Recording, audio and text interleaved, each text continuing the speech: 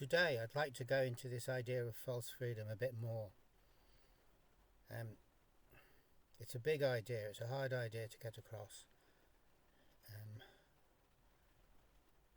There's a lot of resistance from our part from understanding it fully. False freedom is such a big thing because it constitutes the whole world for us, generally speaking. In a way we could say that it corresponds to Jean Baudrillard's world of the hyperreal. And it shouldn't be too hard to see why there is a correspondence with hyperreality. If we are happy to accept that we are living our lives on the basis of identifying with the construct of ourselves, then it follows naturally that the world which we live in on the basis of the construct is itself a construct. Now we could say that because we are brought up in society, we adapt to the ideas that are current in society, and this necessarily means that we identify with the concept that we are given of ourselves. That makes a lot of sense. On a more profound level, again, we could say that we live life on the basis of the construct of our own thinking, because everything we do is mediated by thinking. We value thinking so much, it's our total input as regards reality. Whatever we know through thinking. To a large extent either, to a large extent, but not a total extent. Obviously we're still capable of perceiving the world in an unconditioned way through our senses or through our intuitions or through our feelings. But these aren't valued so much, and they're kind of they don't constitute such a highly developed mode of perceiving the world. So we can say that either way,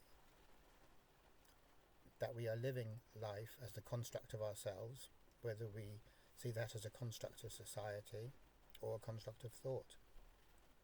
And ultimately they're the same thing, as David Bohm says, because society itself is a construct of thought. So when we look at things like that, we can define false freedom by saying it's the freedom we have to do whatever we want within this artificial or virtual realm. The proviso being the whole time that when I say anything we want or anything I want, that means anything I want, assuming that I am this construct, which I'm not. So although the freedom which I'm talking about is freedom in relation to this artificial construct of ourselves, it's not genuine freedom, because genuine freedom would have to relate to who we really are. Otherwise it's a meaningless exercise, it's just a game. And in proper technical terms it is exactly that, it's a game. So the type of freedom we have in a game is false freedom. And as I was saying in the last instalment, false freedom isn't immediately visible as such. It appears in some ways to be the same as freedom, or to mimic freedom. And as long as we look at things short-sightedly, just focusing on the next thing and the next thing, and take a constrained view, false freedom is indistinguishable from the real article. And therefore it substitutes for it very, very well, perfectly well. You can't spot the difference. Most people can't spot the difference. Every now and again someone comes along and they spot the difference, and maybe they go and tell other people about it and they say, hey look, I just spotted the difference, and nobody understands what the hell they're talking about. And that's the way it goes. So talking about false freedom isn't as straightforward as all that. Now the point that I made last time, which was about how we can't change ourselves, our inner state on purpose, is the same thing, because, as I was saying, we all imagine that this is a very real possibility. It's the great possibility. That's self-development. That's what we're all aiming for. It's a possibility that keeps us going. It's the possibility, beloved of all positive thinkers everywhere. And it's false freedom.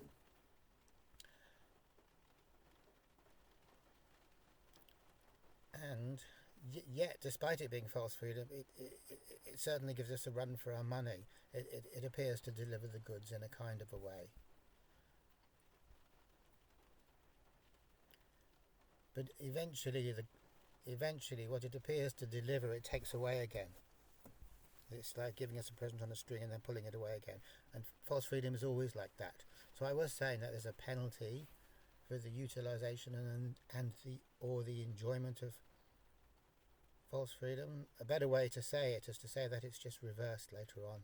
Everything's reversed. The total picture is 0, but if we take half the picture, there appears to be positive movement. So that means the reverse phase is the exact mirror image of what we thought we were achieving in the first place. We can understand this very clearly if we think about the whole nature of illusions and what we mean when we say that something is an illusion or that here is an illusion. Now, illusions by their very nature don't say I'm an illusion. They don't manifest as illusions, otherwise we would have nothing more to do with them and they wouldn't really figure. On the contrary, they're extraordinarily seductive and they portray themselves as being the real thing very convincingly. But there's a difference. So let's say that I've got this illusion that I'm an attractive illusion and I'm gravitating towards it. The closer I get, the better I feel. The fact that I can experience myself moving or travelling in the direction of this attractive illusion fills me with euphoria. It's great. So this corresponds to successful development, self-change, successful self-improvement. I'm getting towards the goal. Everything's brilliant. And that's what we want. That's what we're wanting in the whole of our lives, is to have this thing where we're successfully moving towards the goal, whatever that goal might be.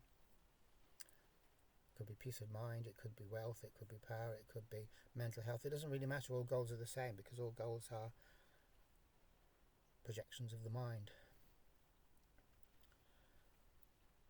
So, but we can say this about illusions, that they have two sides to them. So that when we fall for them and think this is it, and we're all clapping each other on the back and giving everyone the big thumbs up sign, because this is it, boys. That's the positive side. That's euphoria. So that's the euphoric side of false freedom. Now, because the illusion is an illusion, it can't ever deliver, because if it did deliver, it wouldn't be an illusion, it'd be a reality, and we wouldn't be having this discussion. So because the illusion is an illusion, it doesn't deliver. So all that excitement and anticipation and looking forward to stuff that we were having gets flipped into the reverse. Disappointment, despair, demoralization. It's a big slap in the face. So we can say that orientating ourselves to illusions in this way, as if they're true, and allowing ourselves to feel good when our situation is construed as being good in relation to the illusion, carries the flip side, such that as much as I feel good, I'm going to feel bad as well. So the two cancel each other out. So illusions generate euphoria to the exact same extent that they generate dysphoria. They give us pleasure to the exact same extent that they give us pain. Pain and pleasure. Feeling up and feeling down. So when you look at this feeling up and feeling down business, it's a sine wave. Up you go and down you go. You're feeling as good as X, and then you're feeling bad as minus X. It always cancels out, and it just goes up and down and up and down the whole time. The net result There's nothing at all. But we don't see that because we're only looking towards the goal and if we're getting near it or not getting near it. So that coming back to mental health, which is our topic, making mental health into a goal and thinking there's something we can do to get to that goal is the same old illusion game that we always play in relation to everything else. It's just to say, it can have a positive phase where we feel good, but if it does have a positive phase, then we can be sure of one thing, that it will also have a corresponding equal and opposite disappointment phase. And when we put it like this, the package doesn't sound very good at all, and that's why no positive therapist you'll ever meet will ever put it like that. For me to say that, it is, I kind of recognise, a bit unfair, because it's not as if proponents of positive therapy know that. If they did, they probably wouldn't go ahead with it. I can't see why they would, really. So they don't know it. They're acting in good faith. But that doesn't change it at all, though. Ignorance is no excuse in the eyes of the law. And as Jung says, nature will punish us just as harshly, whether we know of our sin or whether we don't know of our sin.